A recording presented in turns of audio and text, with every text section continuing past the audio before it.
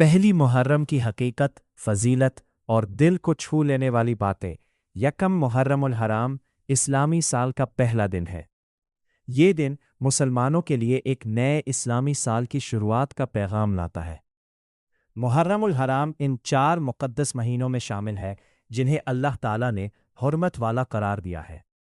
یہ مہینہ ہمیں عبادت، صبر، تقوی اور اللہ کی طرف رجوع کرنے کی یاد دلاتا ہے۔ اسلامی تاریخ کے مطابق ہجری کیلنڈر کا آغاز نبی کریم صلی اللہ علیہ وسلم کی مکے سے مدینہ کی طرف ہجرت کے واقعے سے ہوا۔ حضرت عمر فاروق کے دور خلافت میں صحابہ کرام کے مشورے سے اسلامی سن کا آغاز ہجرت مدینہ سے مقرر کیا گیا۔ اسی وجہ سے محرم کا مہینہ اسلامی سال کا پہلا مہینہ بنا۔ یکم محرم ہمیں یہ سبق دیتا ہے کہ زندگی کا ہر نیا آغاز اللہ کی رضا کے ساتھ ہونا چاہیے۔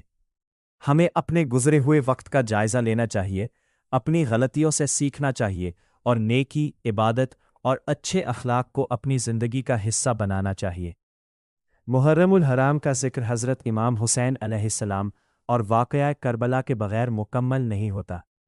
اگرچہ کربلا کا عظیم واقعہ 10 محرم کو پیش آیا، لیکن پورا محرم ہمیں صبر، حق پر ثابت قدم رہنے اور قربانی کی عظیم مثال یاد دلاتا ہے۔ حضرت امام حسین علیہ السلام کی قربانی ہمیں یہ پیغام دیتی ہے کہ حق اور سچائی کے لیے ثابت قدم رہنا ایمان کی بڑی علامت ہے۔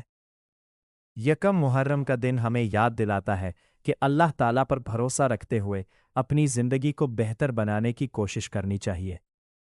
یہ مہینہ ہمیں نفرتوں کو ختم کرنے، محبت پھیلانے اور نیکیوں میں آگے بڑھنے کا موقع دیتا ہے۔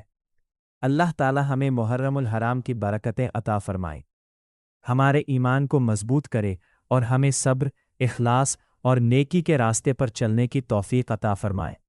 آمین۔ اگر یہ معلومات پسند آئے تو ویڈیو کو لائک کریں اور چینل کو سبسکرائب کریں۔